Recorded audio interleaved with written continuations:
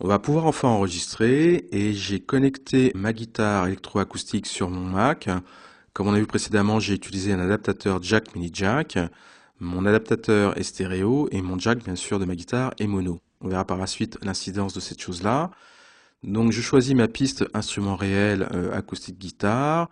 Je remarque que c'est une piste de base, donc j'ai pas d'effet pour l'instant dessus.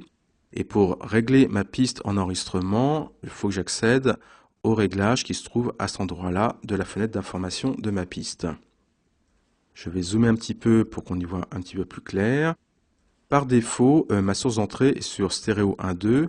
Au passage, on remarque que je retrouve bien les réglages que j'avais fait dans les préférences système pour le son. Autre possibilité, c'est mono 1, mono 2. Laissons pour l'instant stéréo 1.2 et regardons ce qui se passe. Alors vous n'allez pas entendre le son de ma guitare et aussi on va se concentrer sur l'indicateur de niveau. Je vous expliquerai après pourquoi on n'entend pas le son de la guitare pour l'instant.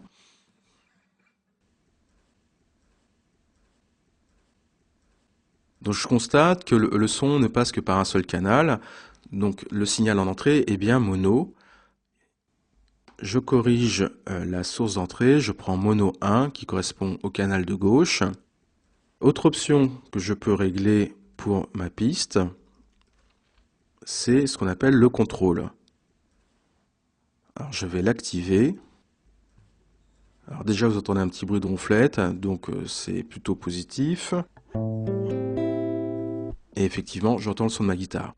Donc le paramètre contrôle, c'est aussi ce qu'on appelle le monitoring, c'est ce qui permet d'entendre le son de ma guitare qui rentre dans la piste avec l'effet de la piste correspondant. Troisième chose, ça va être le niveau d'enregistrement, donc c'est le petit curseur qui est là. On peut régler ce curseur aussi en utilisant le contrôle de gain automatique. Alors vous remarquez que dès que j'ai activé le contrôle de gain automatique, le monitoring s'est désactivé. Alors ça se comprend par le fait que pour que GarageBand puisse adapter le gain en fonction de la source d'entrée, il élimine le fait qu'il puisse y avoir du feedback ou qu'il entende que GarageBand puisse capter le son de vos moniteurs. Donc il élimine toute source parasite qui lui empêcherait d'estimer le niveau en entrée. Je vais jouer un petit peu.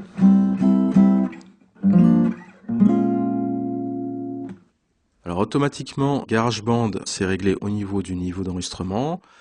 J'en ai fini avec. Je vais réactiver le contrôle.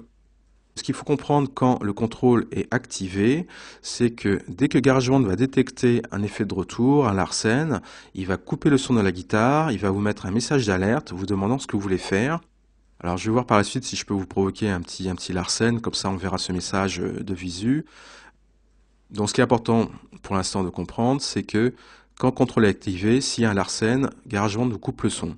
La troisième possibilité, c'est activer sans protection de retour. Dans ce cas-là, quand le larsen se déclenche, GarageBand ne fait rien. Alors ensuite, ce qu'on peut faire aussi, c'est accorder notre guitare. Alors ça se passe à cet endroit-là, c'est ce qu'on appelle l'écran LCD. On verra que cet écran peut avoir différentes fonctionnalités. Pour naviguer dans les différentes fonctionnalités, il faut appuyer sur le symbole. Et là, je vois que j'ai différentes possibilités. Et ce qui nous intéresse, c'est synthoniseur, autre nom pour l'accordeur.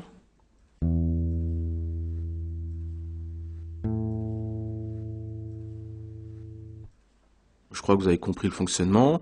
Moi, je vous avouerai que je ne suis pas trop fan de l'accordeur, mais bon, parce que je trouve qu'il a une certaine inertie avant de se stabiliser. Mais comme beaucoup de choses en GarageBand, ça peut dépanner. Alors, je me remets sur mesure. Et maintenant, écoutez, il faut que je me trouve un petit preset de guitare.